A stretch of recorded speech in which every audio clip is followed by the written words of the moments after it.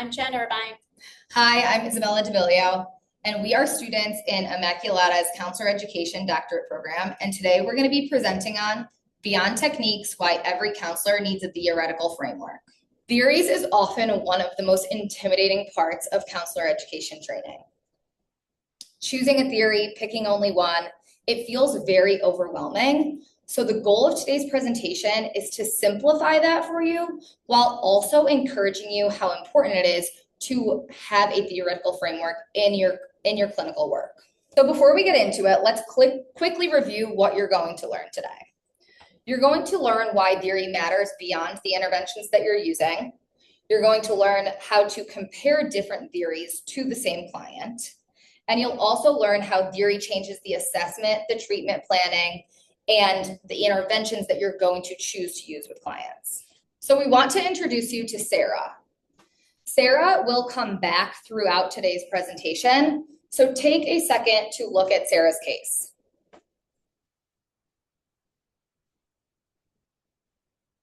Once you go over those bullet points, imagine that you're Sarah's counselor. Where would you begin?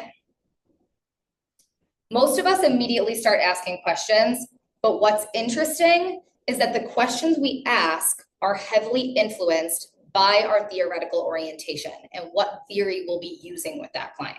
Before we talk about specific theories, let's talk about why counselor education places such an emphasis on learning them. So theory as the foundation for counselor education. You'll see the name Penny on this slide, and you might recognize that name from our opening slide quote about how important theory is to counselor education. The article that this is from was written 50 years ago, and Penny said that nothing is so useful as a good theory. Penny argues that theory is the foundation of what we do and what makes our work effective. It's not just an extra part to what we're doing. Penny says that theory helps us think conceptually rather than just applying techniques. It helps ground our interventions in coherent theoretical orientation, and we integrate theory with supervised clinical practice. Ultimately, techniques are more effective when they are grounded in theory. This is still how we teach counseling today. So let's talk about theory development. One of the first things that students notice when we're learning these theories is that many of them are very old, some of them decades, even centuries old. So why are we still teaching these theories? Theories develop ultimately in response to historical, cultural, and social context of the time that they were created. Then, obviously, as research accumulates, these theories change and adapt to modern day.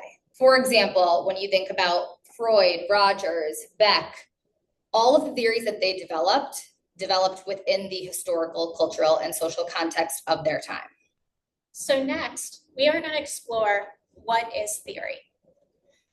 A theory is a model or a template that gives a practitioner direction and guidance in working with others. In other words, theory is a framework for understanding clients, not just a collection of interventions. Theory explains why problems develop and how meaningful change can occur. Theory should help to understand the human experience, thoughts, feelings, behaviors, understand and explain how symptomology developed for individuals. Theory should explain how people change. It should also inform counseling goals, which then shows up in what treatment plan goals are.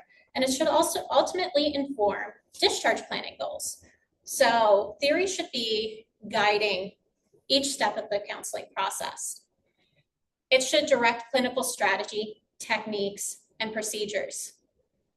Theory also predicts outcomes to different interventions that we use. Because theory is rooted in evidence-based practice, it's research, those interventions are understood. They are researched, and so from that, we actually have a little bit of an understanding of what's going to happen whenever we use specific interventions. So this brings us to our graph. Understand, decide, evaluate. This is going to be at the core of what we are going to review throughout our presentation and ultimately break these down further on the next few slides. So understand, that's associated with our why. Decide, that's associated with the what are we going to do? And evaluate, is what we are doing working? All of these, they're going to occur as we go along in the counseling process. However, they are also going to be co-occurring at the same time throughout, because we are going to always be assessing and revisiting case conceptualization. We are always going to be in those moments deciding on what interventions, what is going to be most helpful, how are the interventions going to support the goals. And we are always, always, always making sure to assess and evaluate, is what we are doing working with a client? So we are going to be doing that formally and informally with clients. Notice that theory doesn't just tell us what to do, it helps us think through every single stage of the process. Theories are used to generate hypotheses about human thinking, emotions, and behavior. A good theory should clearly explain what causes a client's problems and offer specific strategies for alleviating these problems. In our next 3 slides, we're going to evaluate the understand, decide, and evaluate further. Why theory matters. Theory helps counselors understand. Theory is a basis for understanding how people grow, why psychological problems happen, what leads to unhealthy behavior, and how real change can take place. Theory is where counseling begins. Before interventions, before treatment, we first have to understand the client. Theory helps us to understand our clients. A counselor theoretical orientation guides the approach. It guides this conceptualization process. It explains what is coming up for the client. Good theories explain how psychological problems develop.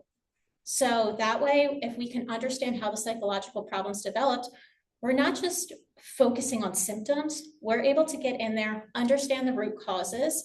So if we can understand the root causes, we're going to be able to not just treat a symptom, we're going to be able to treat and address what is going on underneath that's really driving that.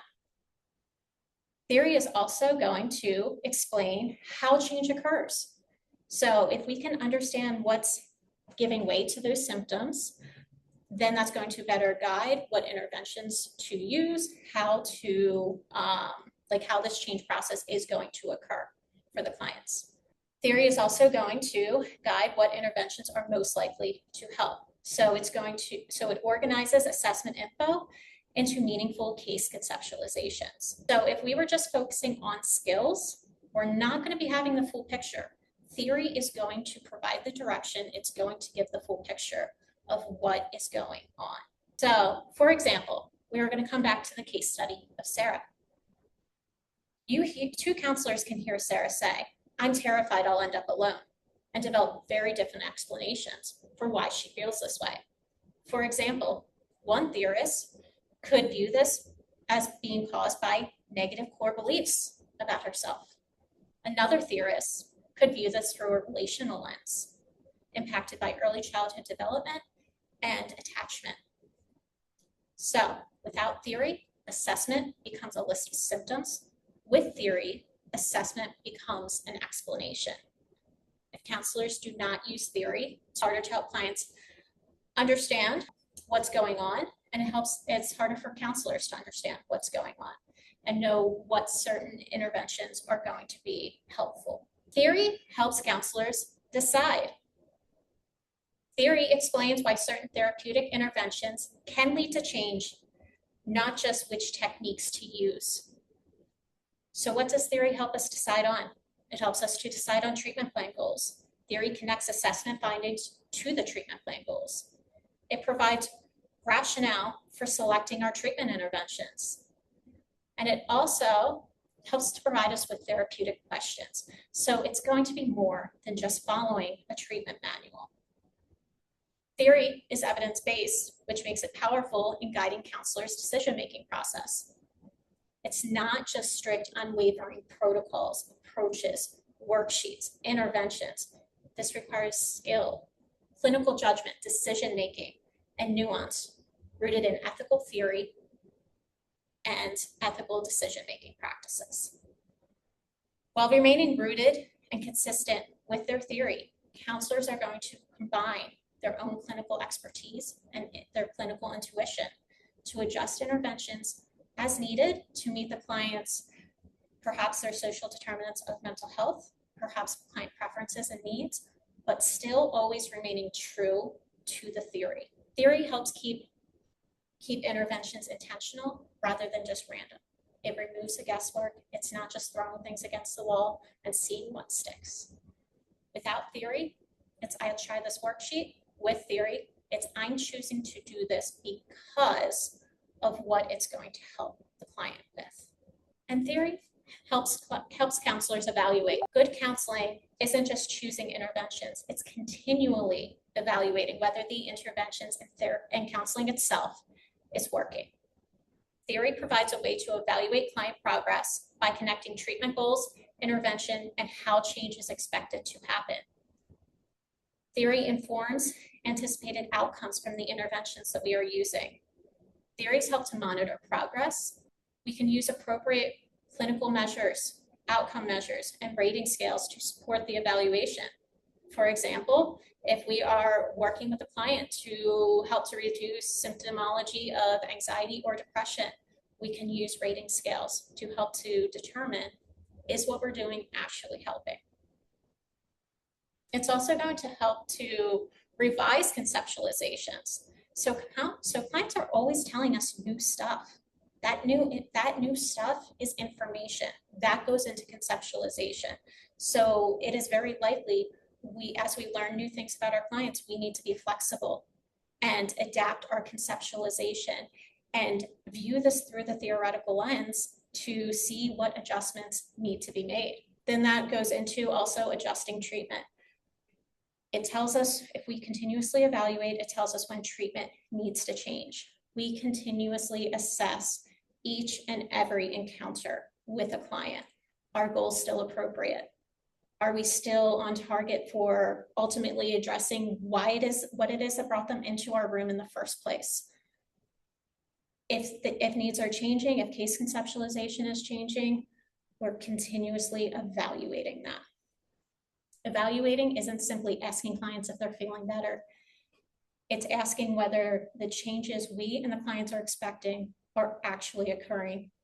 Are they meeting treatment plan goals? Is the expected results happening? And we're using theory to inform that process. Okay, so understanding, deciding, evaluating, that might all sound pretty technical. So what about the good old common factors in counseling? The therapeutic relationship, empathy, hope for change, client expectations. Don't those matter too? And the answer is yes, those are important.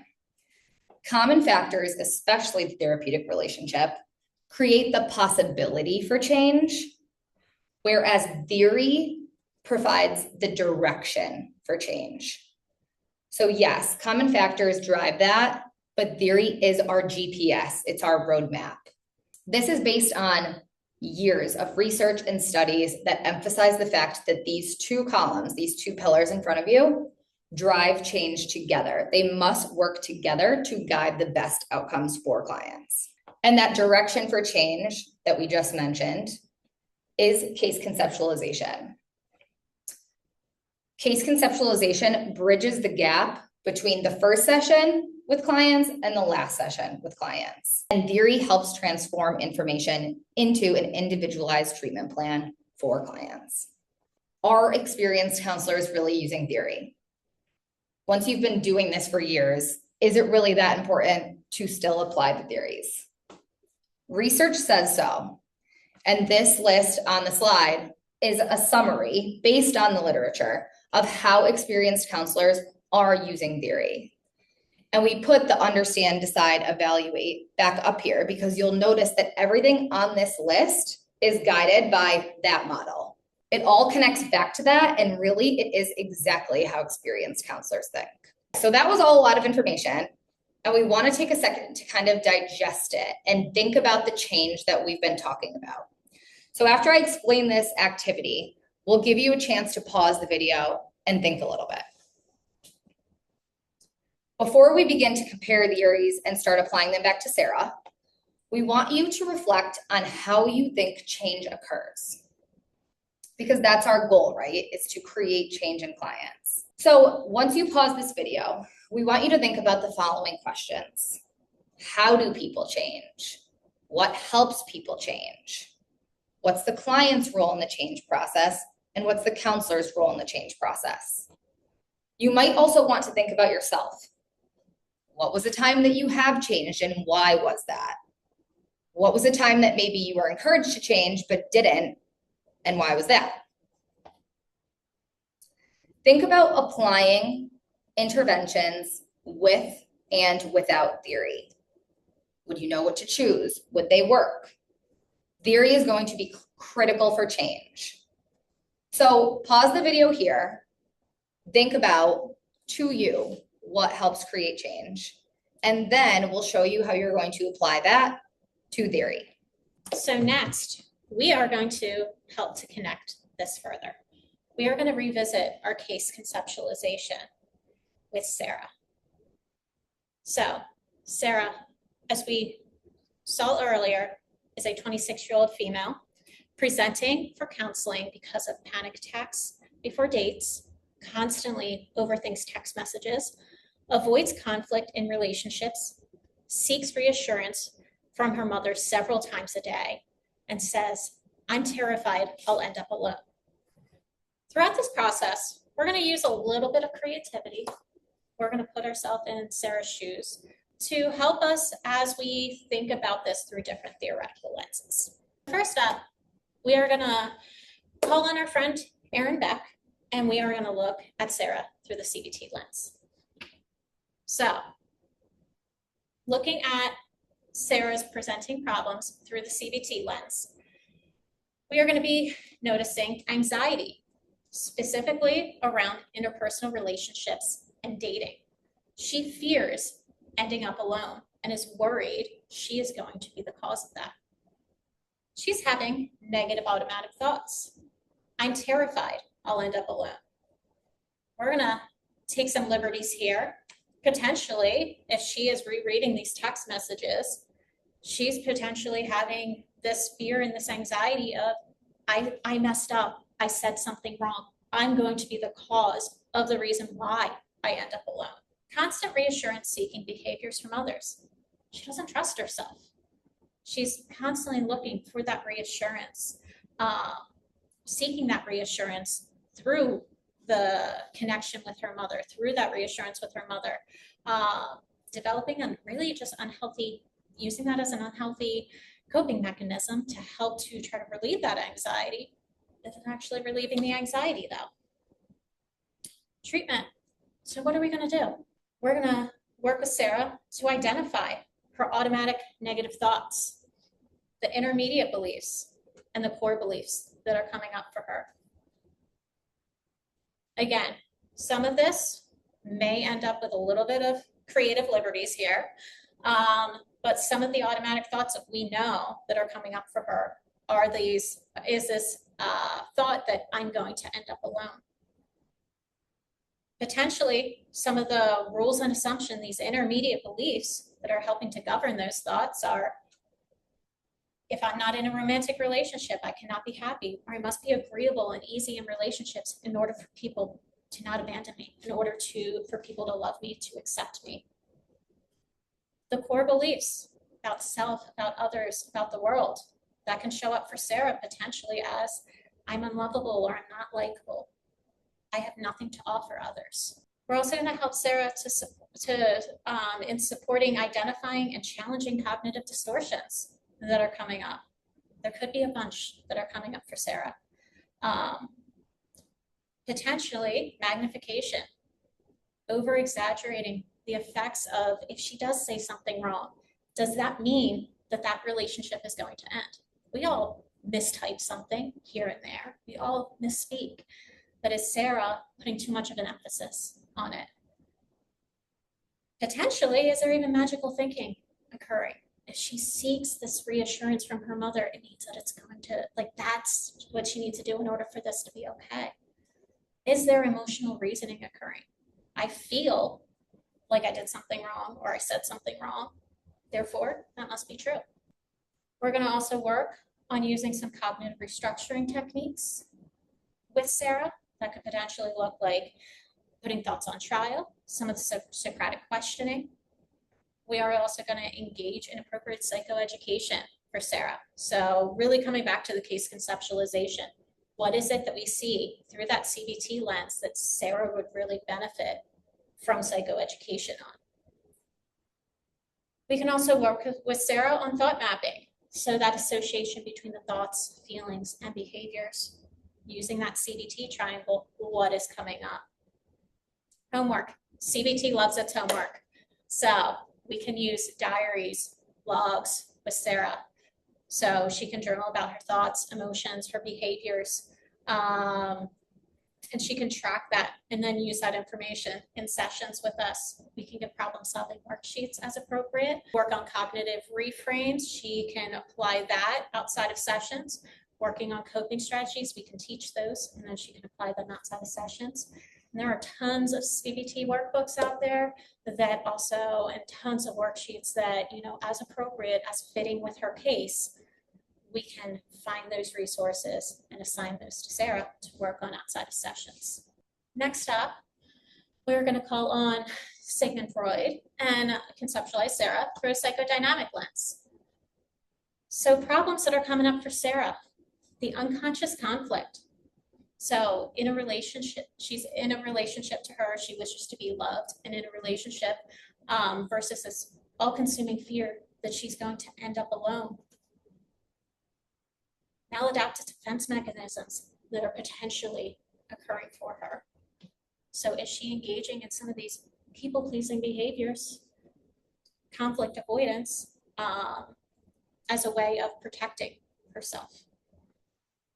Is there unresolved early attachment and relational patterns that need to be worked through?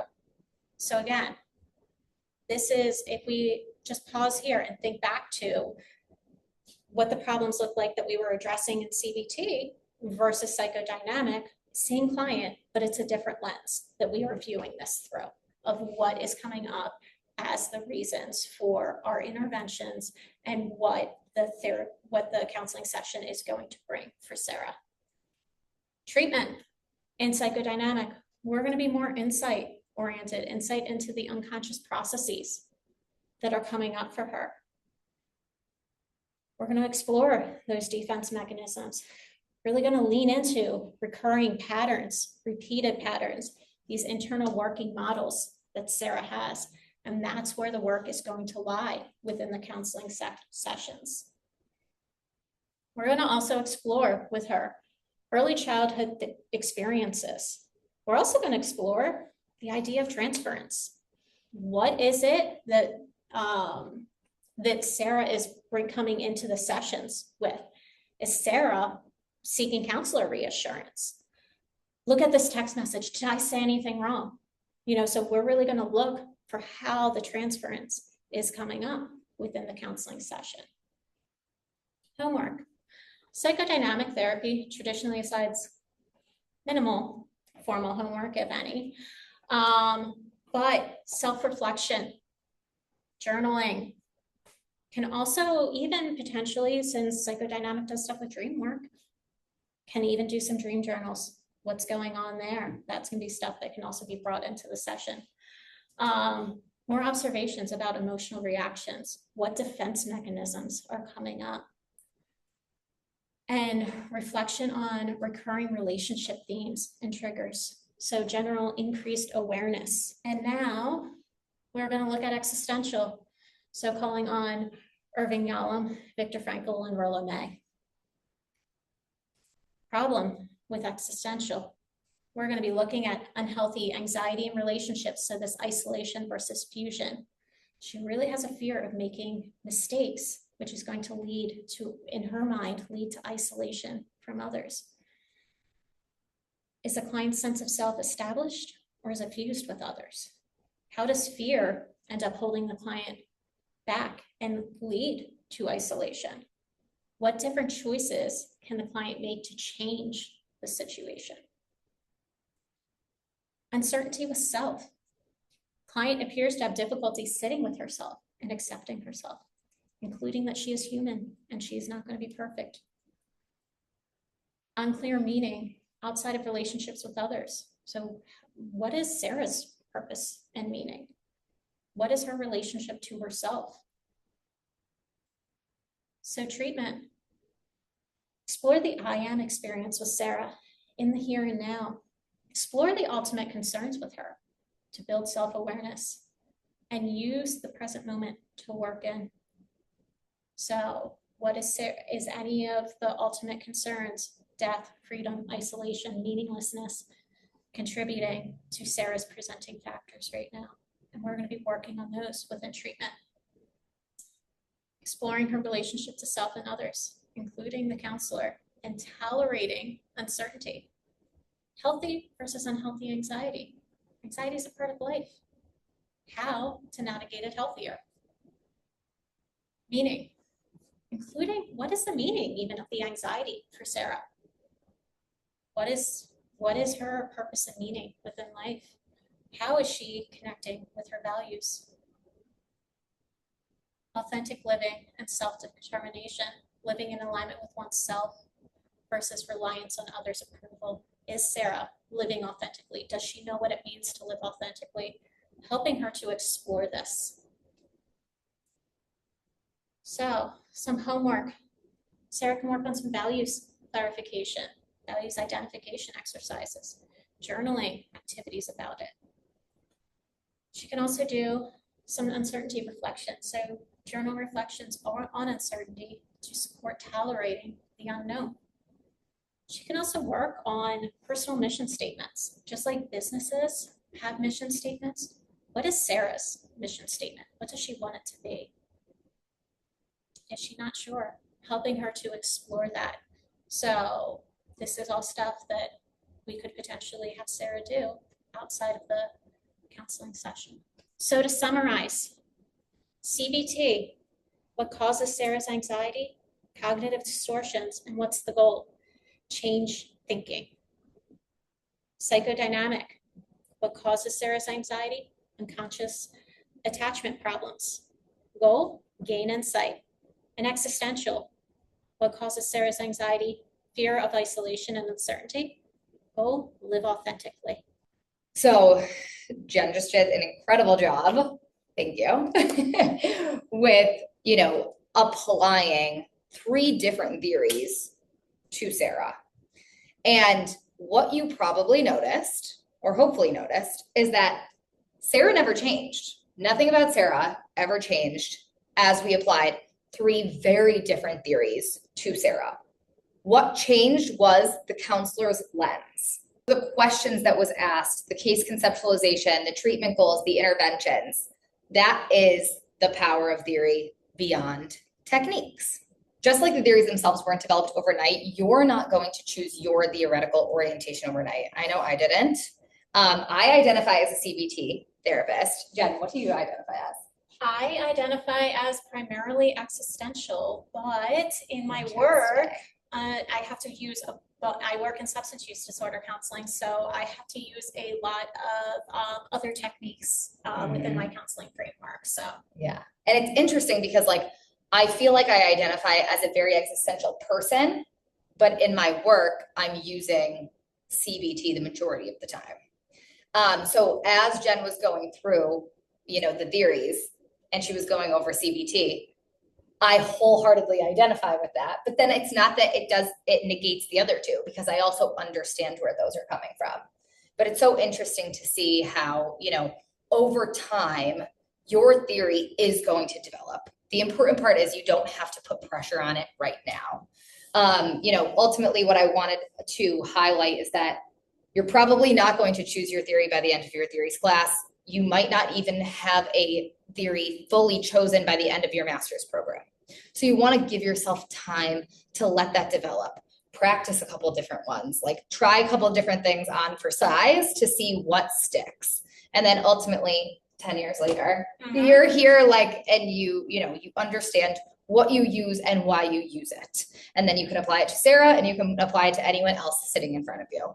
But ultimately, through what through the literature and the research, it shows that you will develop your theoretical orientation through four main things: through your study, where you're at now, through supervision, through reflection, and through your clinical experience.